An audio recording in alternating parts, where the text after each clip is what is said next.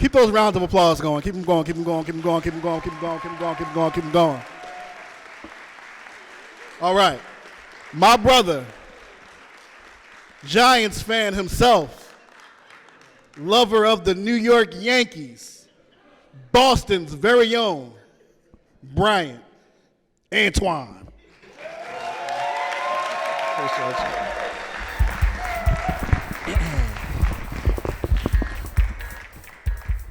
My Giants are terrible right now, so he didn't have to bring that up. And he's from Philly, so that's messed up.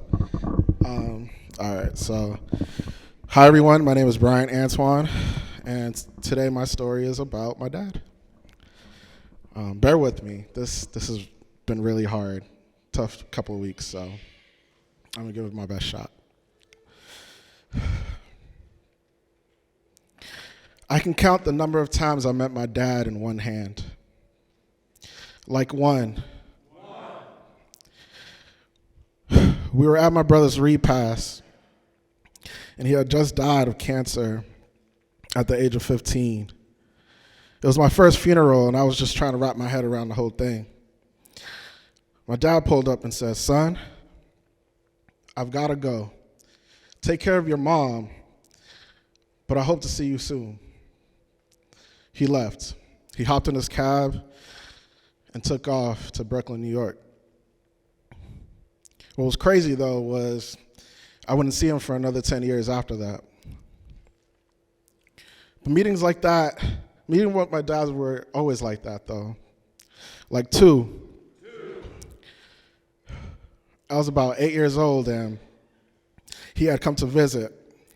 He had indicated to me that he was taking just me out, so I was excited. He said, "I'm going to take you out to eat." And I was amped. And I was like, maybe he'll take me to somewhere new, somewhere I've never been before, maybe even take a ride. But nah, we just walked across the street and into the Burger King. But that was cool, though, right? Because I was a kid, so it didn't really matter. And, kids are so forgiving.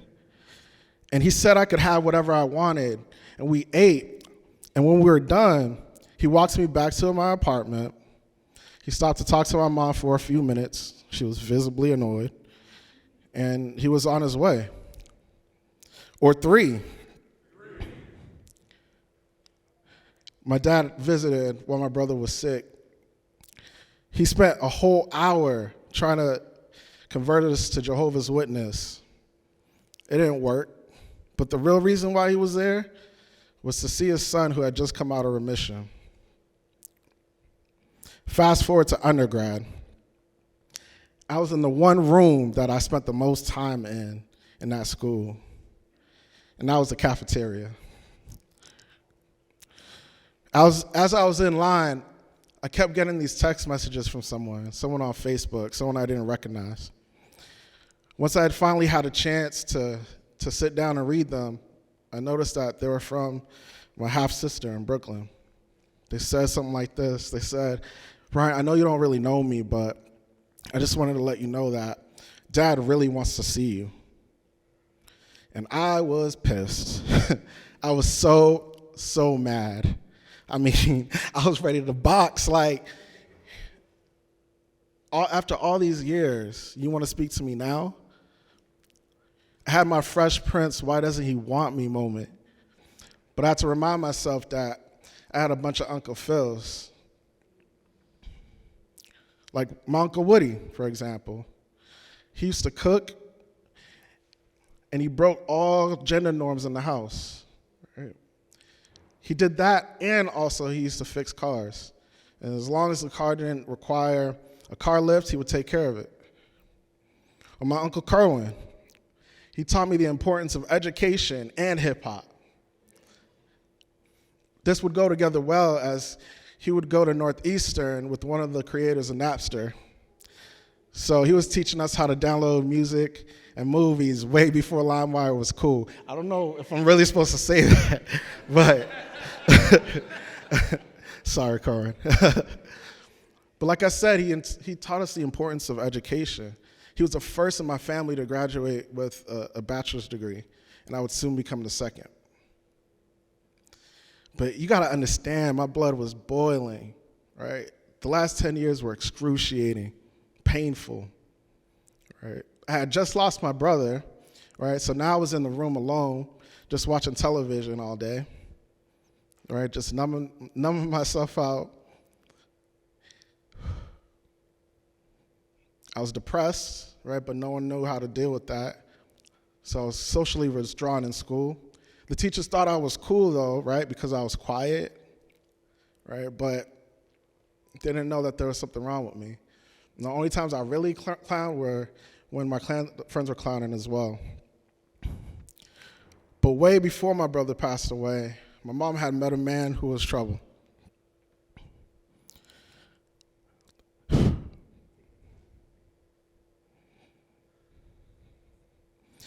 The first time I knew something was wrong was I was walking down the stairs and he had just walked out of the door.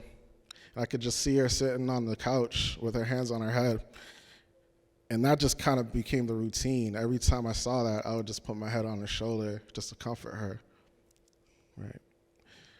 But those 10 years were just a slow burn of bumps and bruises, of turmoil, of screaming and yelling at 3 a.m. on a school night with no superhero in sight. One day I thought we were safe when someone knocked on our door really late at night. It was the police, and I thought someone was going to save us. And the real reason why they came was because my 2-year-old sister was playing with the house phone. So there was no police intervention, and they weren't on their way. But still, even going through all of that, my mom was still able to work 3 jobs to put food on the table and instill confidence in me. She liked to work with her hands. She was a hairdresser by trade. But as you know, a lot of small business owners have to work multiple jobs in order to make ends meet. So she worked as a CNA overnight and for the local transportation company. She was still able to build the confidence to stop whatever was happening. But on March 22nd, 2009, Maurice Elizabeth Antoine was killed for trying. It didn't end there. There was a trial. I was a witness. Had to wait a year later for that. Cross-examinations. First trial ended in a hung jury. Had to wait another year. And finally, her killer was put away and is now currently in jail for first-degree murder without the possibility of parole. But this all happened while I was in undergrad. No leave of absences. Stayed in school. Right. And now he wanted to talk to me. I mean, what did this nigga want? But you know, the inner kid in me is so forgiving. So I gave him a chance anyways. Right. And I'm on the phone talking to him. And he says, son, in a cheery voice, son, so how's your mother? I said, she's dead. She was killed 2 years ago. He pauses. Starts apologizing profusely. I didn't care. He wanted to know how I was doing up until this point. I just said whatever just to get off the phone. But before I could, he asked me for a favor. He said, son, I would really like to see you. Could you come to Brooklyn to visit? I got even madder. Right? But I was like, maybe this would be an opportunity for me to tell him how shitty of a dad he was, and he would acknowledge it, and he would apologize, and we would hug, and we would make things work in the future. Well, not only did that not happen, but when I went to see him he greeted me, hugged me, then didn't say another word. He sat there in that Applebee's as me and my sister got to know each other. All right, so we closed the tab, went our separate ways, and I was heated. But a series of events started to happen. About every 2 to 3 weeks, he would give me a call. At first, I wouldn't answer, but every now and then I would. But these calls were consistent, right? I started to share more about what I was doing. I had some huge life changes.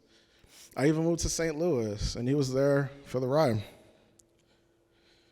I remember there was one time while I was at SLU, I was sitting in my car just defeated from practicum.